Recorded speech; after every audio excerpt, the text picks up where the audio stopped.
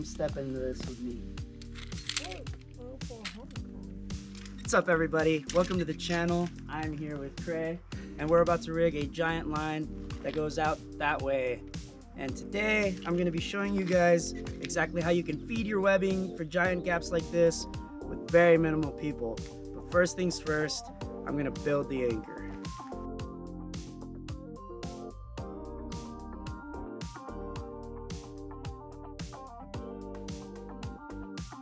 Alright, so for this setup to actually work, we need a couple of things. The first thing is we want our anchor to be by the edge of the cliff.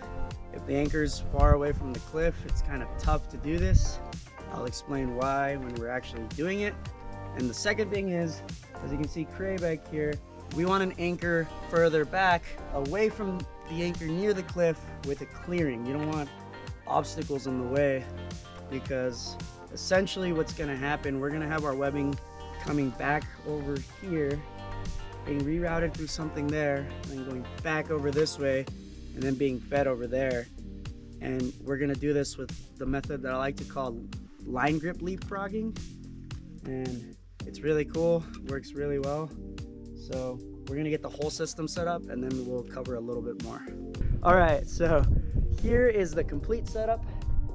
As you can see, Kylie's over here by our anchor. That yellow rope is the anchor. We've got it all tagged here, ready to go. Ooh, actually, they are pulling a lot. So anyway, this line is tagged, and here's the system. Webbing comes out of these bags here, goes all the way up over here, and this anchor back here is about 10 meters from our other anchor, so we can move 10 meters at a time, in theory.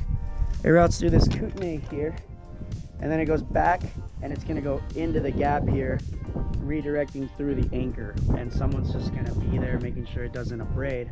Now here's where the real secret is. We have this guy here with two gree-grees, and each of these gree-grees holds a line grip. So the line grip will go on the webbing, it'll get sent out that way, and then once it reaches just before the anchor, we'll put the second line grip off to take tension off the first line grip, and then Cray will disconnect the first line grip, attach it to this handy dandy rope here where I can just belay it back in and nobody has to move from their spot while we're doing this. So we're gonna live test that and see how this actually goes, because logistically everything's easier said than done.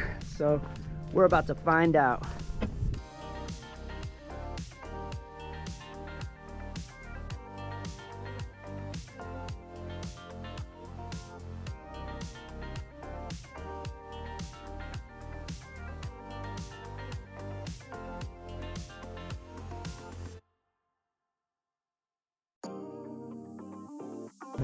Wait, what's your fetish?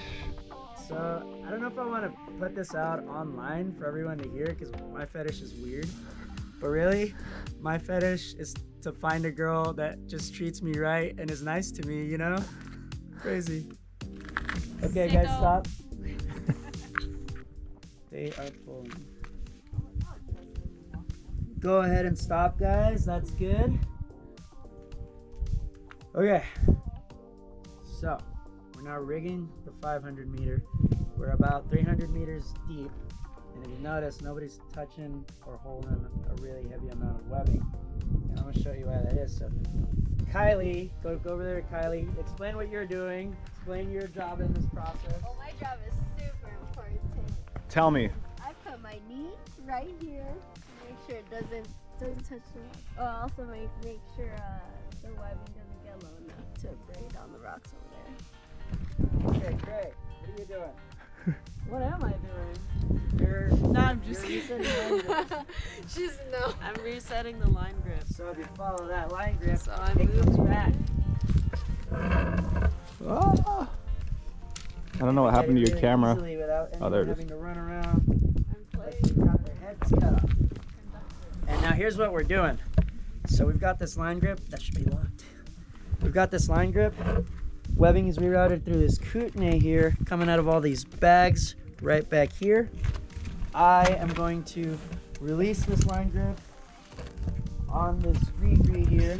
So line grip goes, with webbing that way. So we release about, give or take 10 to 12 meters in one single stroke.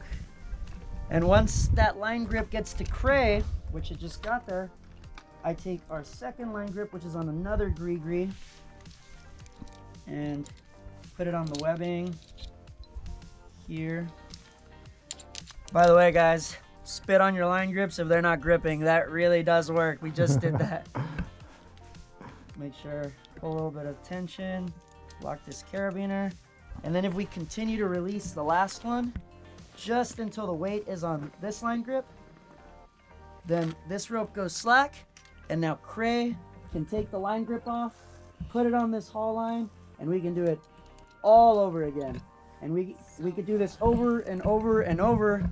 And if we had an anchor further back and it was clear enough, here it's kind of tough because of all these boulders, but if we had that, we could be much more efficient in this method and get a lot more done with 2 70-meter ropes maybe. So it's a good idea for rigging big lines with minimal people. Very simple, just takes a little while because obviously you have to do some stuff. Yeah, that's it.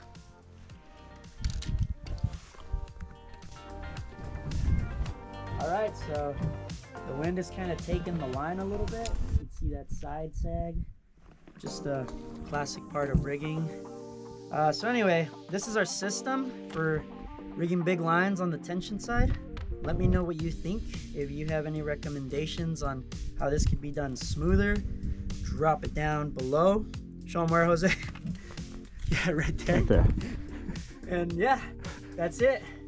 So bye.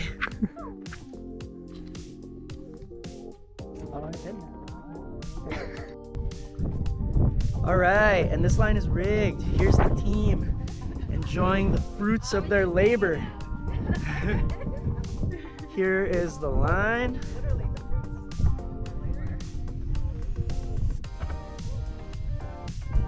500 meters. All that needs to happen now is a little bit of tension and we're ready to walk.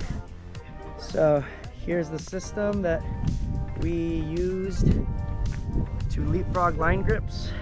And here is the most important piece in my opinion, the rigging plate slash kootenai with 2 gree-grees and some rope. It looks like a mess now, but it was really well organized. We didn't have any issues with the system, and it's now in the web lock, ready to go.